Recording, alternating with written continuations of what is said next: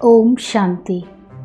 యజ్ఞ ఇతిహాసంలోని ఆదిరత్నము, మనందరము అభిమానించే దాది ప్రకాష్ మణి గారు మురళీధరుని మీరా, కృష్ణుని భక్తురాలు, మానస చోరిణి, దివ్యగుణధారిణి, ప్రేమ స్వరూపిణి, ప్రతి ఒక్కరి హృదయాలను నిశ్చల ప్రేమ, ఆత్మిక విశ్వాసము మరియు దివ్యతతో నింపిన పారసమణి. అటువంటి ప్రకాశమణి, సర్వ విశేషతలతో సంపన్నమైన దాది ప్రకాష్ మణి గారి జీవితంలోని కొన్ని అవిస్మరణీయమైన, స్ఫూర్తిదాయకమైన మరియు గర్వించేలా చేసే వారి గౌరవ గాథను ఈరోజు విందాం రండి.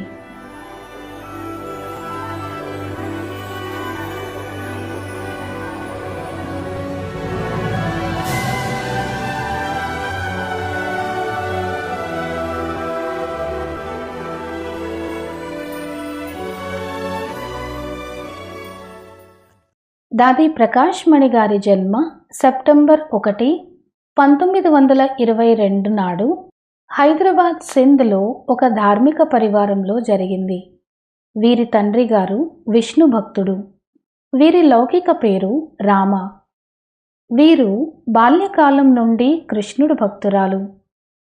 రోజు ఉదయం సాయంత్రం రాధాకృష్ణుల మందిరానికి వెళ్ళి వారిని పూజిస్తూ ఉండేవారు. రాత్రి సమయంలో కృష్ణుడిని కొద్దిసేపు ఊయలలో ఊపి, తర్వాత కృష్ణుడి బొమ్మను పరుపు మీద ఉంచి నిద్రింపచేసేవారు.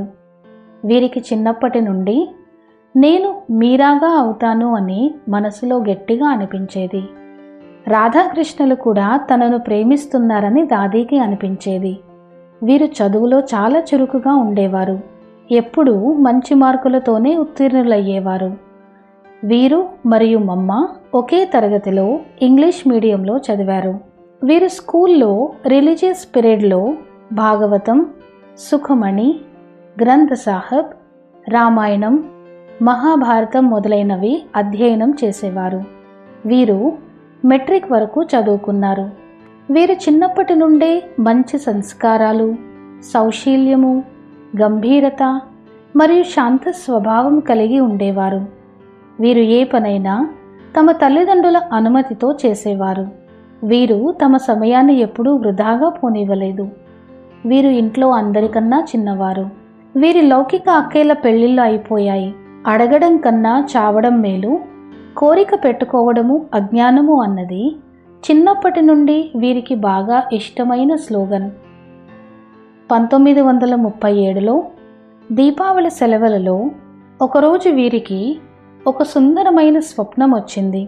ఒక భవ్యమైన తోటలో అద్భుతమైన ప్రకాశము ప్రకాశించి ఆ లైట్ నుండి శ్రీకృష్ణుడు మురళీని వాయిస్తూ డాన్స్ చేస్తూ దాది వైపుకు వస్తున్నాడు.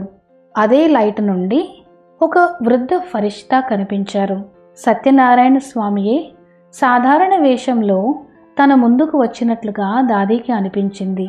వీరికి చాలా సంతోషం కలిగింది.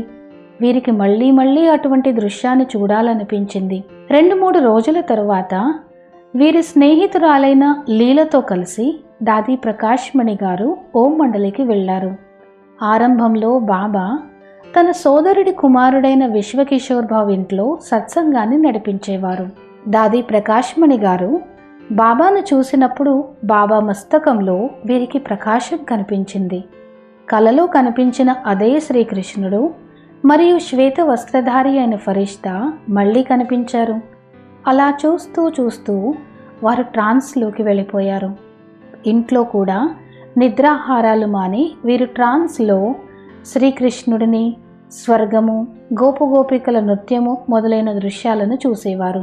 దీపావళి సెలవుల తరువాత వీరికి స్కూల్కి వెళ్ళి చదువుకోవడంపై ఆసక్తి పోయింది.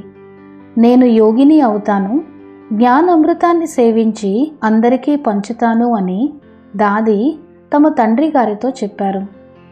దాది పెళ్లి చేసుకోరని, వీరు మీరలా అవుతారని దాది తండ్రి గారికి జ్యోతిష్యుడైన స్వామి గంగేశ్వరానందుల వారి ద్వారా ముందుగానే తెలుసు. అందుకని దాది గారి మాటను వారి తండ్రి గారు వెంటనే ఒప్పుకున్నారు. దాది ప్రకాష్ మణి గారు తమ పిన్ని అయిన దీదీ మన్మోహిని గారితో కలిసి రోజూ సత్సంగానికి వెళ్ళేవారు. అప్పుడు వారి వయసు 14 సంవత్సరాలు. వీరు సెకండ్లో సమర్పణ అయిపోయారు. వీరు సత్సంగంలోకి వచ్చిన క్షణం నుండే మోహాన్ని జయించారు.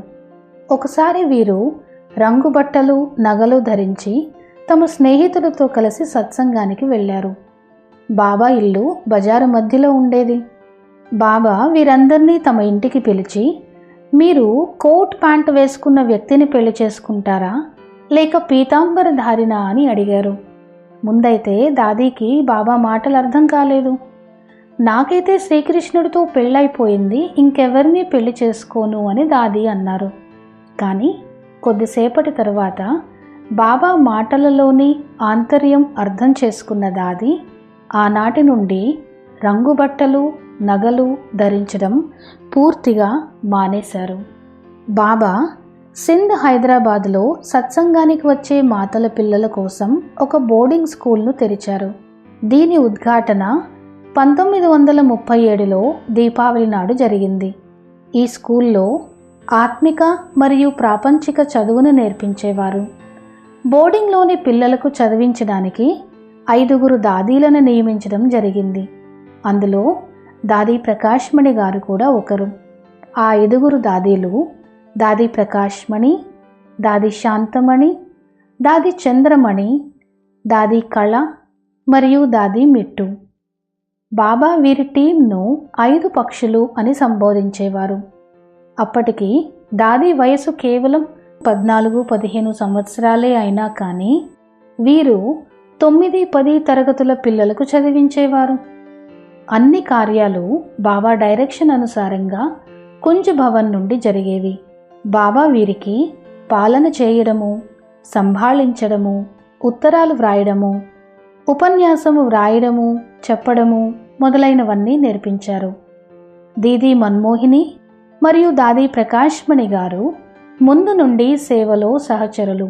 సుమారు 1 సంవత్సరం తరువాత బాబా 8 మందితో కూడుకున్న ఒక ట్రస్టును తయారు చేసి ఆ ట్రస్ట్ పేరు మీద తమ దగ్గరున్నదంతా విల్ చేశారు.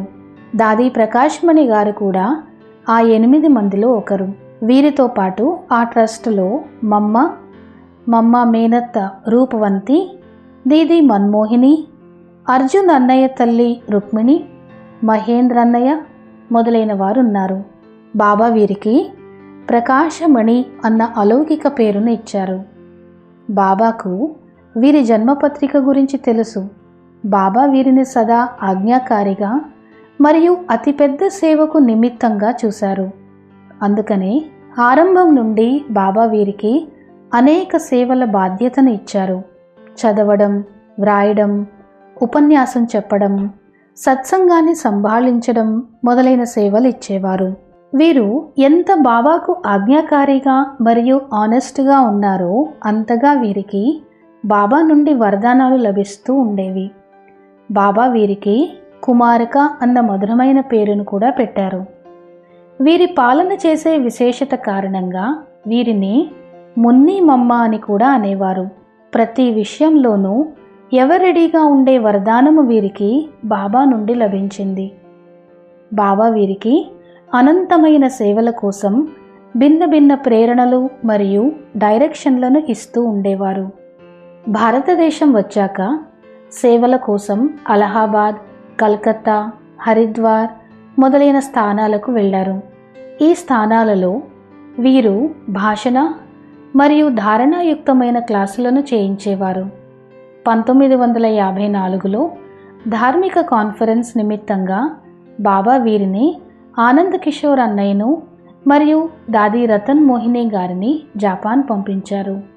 వీరు జపాన్లో 6 నెలలుండి తమ సేవలను అందించారు. ఇండోనేషియా, హాంకాంగ్, సింగపూర్ మొదలైన దేశాలలో కూడా దాదీ గారు తమ సేవలను అందించారు. బాబా వీరిని ముంబై, పాట్నా, బీహార్, గుజరాత్, మహారాష్ట్ర, అలాగే యూకే, ఆస్ట్రేలియా, అమెరికా మొదలైన దేశ విదేశాలలో సెంటర్లను తెరిచేందుకు నిమిత్తంగా చేశారు. వీరు అనేక ఆత్మల పాలనకు నిమిత్తంగా అయ్యారు. వీరు మధుబన్ బయట సేవా కేంద్రాలలో ఉన్నప్పుడు ప్రతిరోజు బాబాకు ఉత్తరాలు తప్పకుండా రాసేవారు మరియు ప్రతి నెల మధుబనానికి వచ్చేవారు. కానీ ఎక్కువ రోజులు మధుబనంలో ఉండలేదు. జనవరి 14, 1969 నాడు కూడా దాది ప్రకాష్ మణి గారు పార్టీని తీసుకొచ్చారు. జనవరి 16 వీరు తిరుగు ప్రయాణం అవ్వవలసి ఉంది. దీదీ మన్మోహిని గారు ఆ సమయంలో అలహాబాద్ మేళా సేవ కోసం వెళ్ళి ఉన్నారు. అందుకని బాబా వీరిని ఆగమని చెప్పారు. జనవరి 18 నాడు బాబా ఉదయం క్లాస్ చేయించలేదు. దాది ప్రకాష్ మణి గారు చేయించారు. క్లాస్ తర్వాత బాబా దాదీని మధుబన ప్రాంగణమంతా తిప్పి చూపించారు. రాత్రి క్లాస్ కూడా తొందరగా పూర్తి చేశారు బాబా. రాత్రి క్లాస్ అయిన తరువాత దాది ప్రకాష్ మణి గారు బాబాకు గుడ్ నైట్ చెప్పడానికి బాబా వెనకనే బాబా గదికి వెళ్ళారు. అక్కడ బాబా దాదీకి దృష్టినిచ్చి చేతిలో చేయి వేశారు. దృష్టినిస్తూ ఇస్తూ బాబా అవ్యక్తమయ్యారు. తమ శక్తినంతా దాదీకి దృష్టి ద్వారా విల్ చేసినట్టుగా అనిపించింది. గొప్ప శక్తి అనుభవమైంది దాదీకి. బాబా అవ్యక్తమయ్యారని దాదీకి అస్సలు అనిపించలేదు. నేను సదా తోడుగా ఉంటాను అని బాబా చెప్తున్నట్టుగా దాదీకి అనిపించింది. ఈ మాటలు బాబా నోటితో చెప్పలేదు, కానీ దాదీకి అటువంటి ఫీలింగ్ కలిగింది. దాదీ వెంటనే అందరికీ ఫోన్లు చేసి దైవీ పరివారాన్ని పిలిపించారు. రమేష్ అన్నయ్య బాబా నుండి సందేశాన్ని తెప్పించారు. ఆ సందేశం అనుసారంగా దాది ప్రకాష్ మణి గారు బాబా యొక్క పార్థివ దేహానికి జనవరి 21 నాడు ముఖాగ్ని ఇచ్చారు. 1969లో బాబా అవ్యక్తమైన తరువాత దాది ప్రకాష్ మణి గారు పూర్తి యజ్ఞాన్ని సంభాళించారు. విశ్వంలోని బ్రహ్మవత్సలందరినీ ఐకమత్యము అనే సూత్రంలో ఉంచి ప్రతి ఒక్కరి విశేషతలను కార్యంలోకి తెచ్చి అనేకానేక స్మృతులను సుస్థిరపరుచుకున్నారు దాది ప్రకాష్ మణి గారు. దాది గారు చేసిన అనేక సేవలకు వారికి అనేక సన్మానాలు, గౌరవాలు, అవార్డులు లభించాయి. 1986లో విశ్వశాంతి కోసం ఐక్యరాజ్య సమితి బహుకరించే శాంతి పతాకము, 1987లో ఐక్యరాజ్య సమితి ద్వారా అంతర్జాతీయ శాంతిదూత పురస్కారము లభించాయి. దాది గారు నైతిక మరియు ఆధ్యాత్మిక శిక్షణ క్షేత్రంలో చేసిన ఉత్కృష్ట సేవలను గుర్తించి ఉదయ్పూర్లోని మోహన్ లాల్ సుఖాడియా విశ్వవిద్యాలయం 1992లో డాక్టర్ ఆఫ్ లిటరేచర్ ఉపాధితో సత్కరించింది. 1994లో ముంబై జైంట్ ఇంటర్నేషనల్ వారు సామాజిక కార్యాలు చేసినందుకు దాది గారిని జైంట్ అవార్డుతో సన్మానించారు.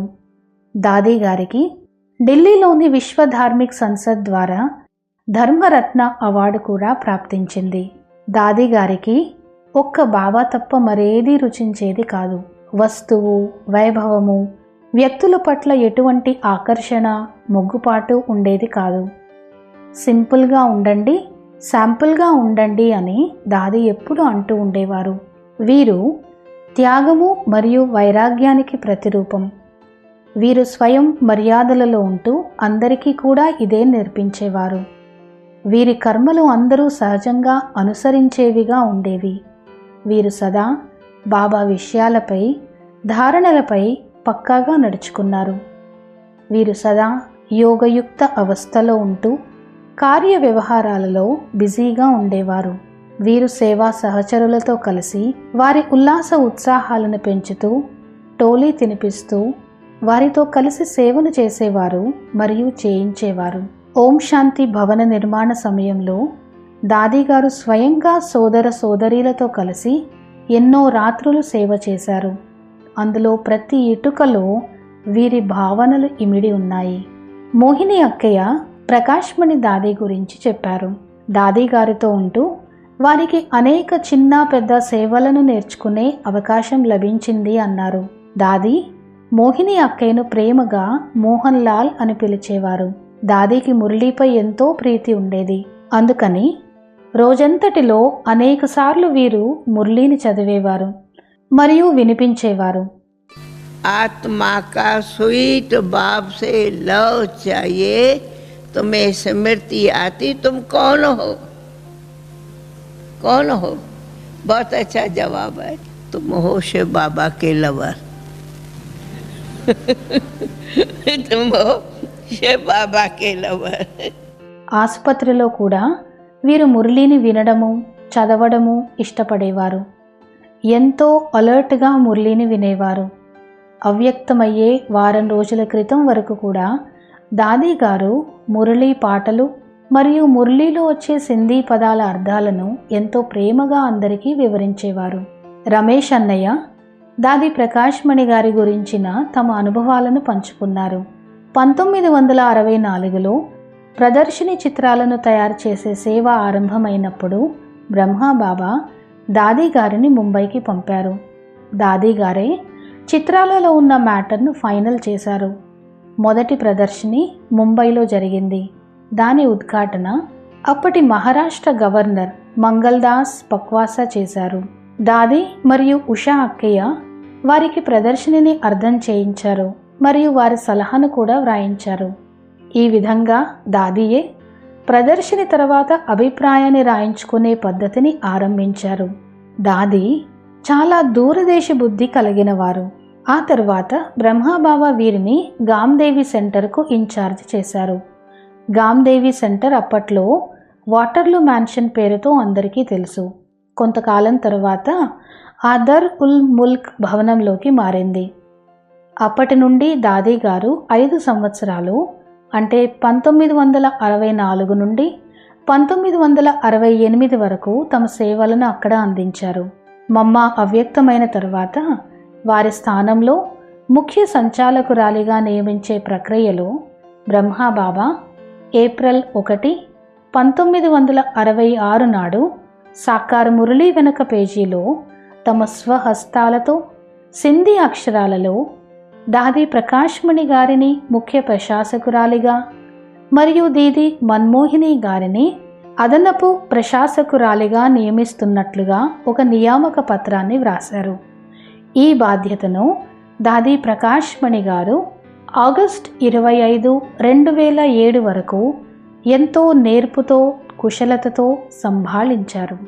స్వయాన్ని హెడ్ అనుకుంటే హెడేక్ వస్తుంది, నిమిత్తంగా భావిస్తే హెడేక్ దూరం అవుతుంది అన్నది పరిపాలన క్షేత్రంలో దాది గారి ప్రసిద్ధ పలుకులు. ఈరోజు పరిపాలనలో మరియు నిర్వహణ క్షేత్రంలో ఇది ఒక మహామంత్రంలా అయింది. దాది ప్రకాష్ మణి గారు యజ్ఞమాత మాతేశ్వరి జగదంబకు నిజమైన వారసురాలు. వీరు ఎంతో ప్రేమతో బాధ్యతాయుతంగా తమ సేవలను చేస్తూ ఈశ్వరీయ సేవలను ఉన్నత శిఖరాలకు చేర్చారు. ప్రతి మానవుడిలో దాగి ఉన్న విశేషతలను గుర్తించగలిగే అద్భుత శక్తి దాదిలో ఉండేది. దాది గారు తమ పాలనా నేర్పు ద్వారా బ్రహ్మకుమారి సంస్థను ఒక వైశ్విక సంస్థగా మార్చారు. బిజీగా ఉన్నా కానీ ఈజీగా ఉండగలగడం దాదిలోని ప్రత్యేకత. వీరు హాజరై ఉంటే చాలు అందరిలో ఉల్లాస ఉత్సాహాలు నిండేవి. నిరాశ నిస్పృహలతో ఉన్న ఆత్మలలో దాగి ఉన్న విశేషతలను వారికి తెలియచేసి వారిలో నూతన శక్తిని నింపేవారు. దాది గారికి నవీనత అంటే ఎంతో ఇష్టం. సేవలో వీరిది అనంతమైన బుద్ధి. వీరు స్నేహస్వరూపిణి. తమ స్నేహ స్వరూపంతో అందరి మనసులను గెలుచుకున్నారు. వీరు అలౌకికతను, నిస్వార్థ ఆత్మిక స్నేహాన్ని పరిపాలనలోని అత్యుత్తమమైన విధులుగా నమ్మేవారు. ఒకసారి ఒక ఆఫీసర్ కారును గేటు వద్దే ఆపేశారు. ఆ ఆఫీసర్కు చాలా కోపం వచ్చింది. అది చూసి దాది గారు ఆ ఆఫీసర్ వద్దకు వెళ్ళి గేట్ కీపర్ తరఫున తాను క్షమాపణలు అడిగారు. దాది గారు ఈశ్వరీయ విశ్వవిద్యాలయానికి ముఖ్య ప్రశాసకురాలు అని తెలుసుకున్న ఆఫీసరు కరిగిపోయి దాది కాళ్ళ మీద పడ్డాడు. దాది గారు అందరి మనసులను తెలుసుకోగలరు. వీరు అందరికీ గౌరవాన్ని ఇచ్చేవారు. వీరిలో సంఘటనను తయారు చేసే కళ చాలా చక్కగా ఉండేది. వీరికి ఏదైనా సేవా ఆలోచన వస్తే సోదర సోదరీలందరితో చర్చించి క్లాస్లో అందరి ముందు సేవా ప్లాన్ను ఉంచేవారు. ఆ ప్లాన్లో వారు అందరి శుభభావనలు నింపారా అన్నట్టుగా అనిపించేది. వీరు సదా స్వయం తేలికగా ఉంటూ అందరినీ తేలికగా ఉంచేవారు. పురుషార్థంలో సదా నిమగ్నమై ఉంటే శక్తి పెరుగుతుంది, పరచింతనతో సహన శక్తి తగ్గుతుంది అని దాది అనేవారు. బాబా నా ద్వారా ఏది చేయించాలనుకుంటున్నారో నేను అదే చేయాలి, నేను అక్యురేట్గా ఉండాలి అని దాది అనేవారు. వీరికి ఏడవడం అంటే అస్సలు ఇష్టం లేదు. భర్త మరణించిన వారు ఏడుస్తారు. నీ భర్త అయితే సర్వశక్తివంతుడు, వారు అమరుడు, ఏడ్చే అవసరమేముంది అనేవారు. దాదీ గారు సదా తపస్సు మరియు సేవల వైపుకి అందరి దృష్టిని మరల్చేవారు. వీరు ఎప్పుడూ నేను అన్న మాటను వాడలేదు. వీరు చాలా తీయగా మధురంగా మాట్లాడేవారు. క్షమాశీలురైన దాది సహజంగానే అందరిలో పరివర్తన తీసుకొచ్చేవారు. వీరు అందరి విశేషతలను గుర్తుంచుకొని మనస్ఫూర్తిగా వారికి గౌరవాన్ని ఇస్తుండేవారు. ఎవరైనా వీరిని ఎప్పుడైనా కలవచ్చు. వీరిని కలిసినప్పుడు వీరిలాగే అయిపోయేవారు. వీరు నిరంతరం బాబాను స్మృతి చేస్తూ అందరి కనెక్షన్ను బాబాతో జోడించేవారు. అందరూ వీరితో సంతోషంగా ఉండేవారు. వీరు అందరికీ అలౌకిక తల్లి. వీరి పలుకులు సదా వరదాని పలుకులుగా మారేవి. దాది చివరి వరకు కూడా సేవ చేస్తూ వచ్చారు. దూరం నుండి కూడా వీరి దృష్టి తృప్తిపరిచేదిగా ఉండేది.